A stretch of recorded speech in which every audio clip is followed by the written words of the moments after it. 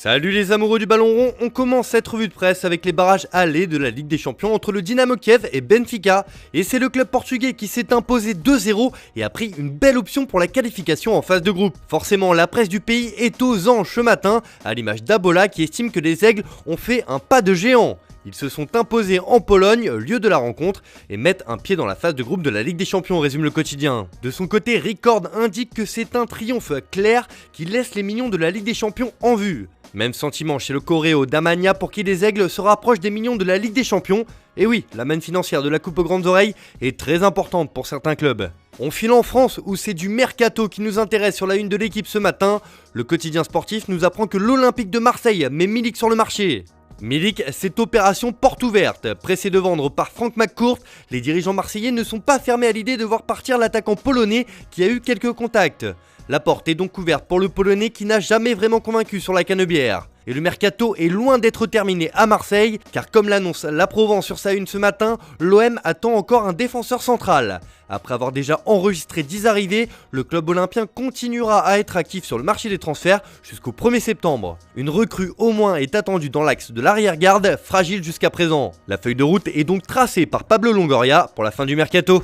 On prend la direction de l'Angleterre où encore une fois c'est Manchester United qui fait les gros titres et ce matin c'est le possible rachat du club qui fait couler beaucoup d'encre. Alors que la famille Glazer a laissé filtrer qu'elle ne saurait pas contrevendre une partie de ses parts car elle est actuellement très contestée et serait sans doute lassée de la situation, alors un homme s'est manifesté pour reprendre le club et ce n'est pas n'importe qui au royaume de sa majesté. Comme le placarde le Manchester Evening News sur sa une ce matin, Sir Jim Ratcliffe veut racheter Manchester United. Le milliardaire veut discuter avec les Glazers, il est prêt à faire une offre. Pour rappel, Ratcliffe est aussi propriétaire de l'OGC Nice via sa société Ineos et il est déjà très bien implanté dans différents sports. En tout cas, The Guardian reprend aussi l'information et rapporte que le milliardaire veut faire une offre colossale afin de reprendre le club. Sauf que pour le moment, les Red Devils doivent gérer leur fin de mercato et vous allez voir que ça va être un fil rouge dans cette revue de presse. Car pour le Daily Express, Manchester United est déjà en plein panic buy. Les Red Devils chassent Christian Pulisic dans leur mercato et ce transfert est devenu une priorité après le départ décevant de l'équipe d'Eric Ten Hag qui se retrouve dernière de la Première Ligue après 2 journées. Cristiano Ronaldo a clairement fait savoir qu'il souhaitait quitter le club et Anthony Martial a été victime d'une blessure après un brillant début de pré-saison. Donc il faut des solutions en attaque. Les dirigeants mancuniens se tournent vers Pulisic comme une option pour ajouter une force supplémentaire en attaque. Les Blues seraient ouverts à un éventuel prêt car Pulisic n'a joué que 31 minutes lors des 2 matchs de l'équipe de Thomas Tuchel cette saison. Un dossier à suivre donc, mais qui ne sera pas le seul.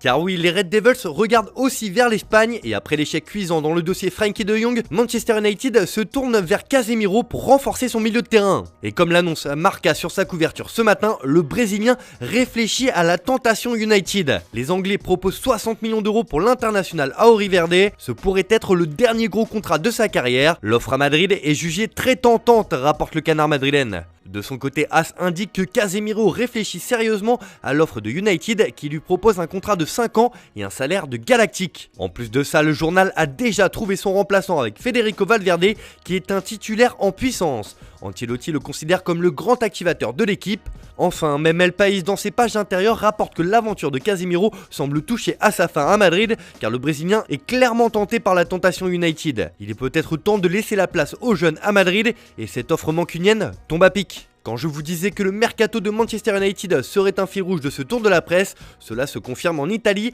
où si les Red Devils ont passé la seconde dans le dossier Casemiro, c'est qu'ils se sont heurtés à un mur avec Adrien Rabiot qui était l'option numéro 1. Ce matin, le Français fait la une de Tuttosport qui s'exclame « Mamma mia !». Véronique Rabiot fait exploser le transfert de son fils avec des exigences financières jugées excessives par United. La transaction aurait rapporté 20 millions d'euros à la Juve qui doit désormais freiner sur le mercato. Et cela a pour incidence de geler l'arrivée de Leandro Paredes à Turin. Car comme le rapporte de son côté Il Corriere dello Sport, Rabiot bloque Paredes. Le PSG est ouvert auprès de l'Argentin, mais le Français est un cas à Turin. Bref, la Juve pourrait l'avoir mauvaise contre Adrien Rabiot. Allez, on referme le chapitre Manchester cette fois, enfin pas tout à fait, car la une de Sport concerne l'autre club de la ville, Manchester City, et son joueur Bernardo Silva. Le quotidien catalan annonce que le Portugais fait pression. Le joueur demande au Barça de faire une offre pour qu'il puisse quitter Manchester City. Le club Blaugrana veut signer le Portugais, mais a besoin d'une marge salariale. Et surtout, les Blaugrana ne sont plus seuls sur le dossier, puisque comme l'indique encore Sport, le PSG entre en lice et offre 70 millions d'euros. De quoi faire douter Manchester City? Possible, car The Times a également annoncé hier soir que le club de la capitale française était bien dans la course avec une offre de 59 millions de livres, soit 70 millions d'euros. Les Rouges et Bleus veulent réellement l'ancien monégasque comme nous vous l'avions révélé il y a quelques jours sur Foot Mercato. Enfin, au-delà du dossier Bernardo Silva, le Barça fonce sur Juan Foyth de Villarreal. Pour Mundo Deportivo, l'Argentin est le premier choix. Il est apprécié par Xavi et est le numéro 1 sur la liste du Barça pour renforcer le poste de latéral droit. Unai Emery admet qu'il craint de le perdre au FC Barcelone. A voir si le Barça arrivera à boucler ce dossier d'ici le 31 août. Voilà, c'est tout pour aujourd'hui. Bonne journée à tous, merci de votre fidélité. On se retrouve en fin d'après-midi pour le JT Foot Mercato.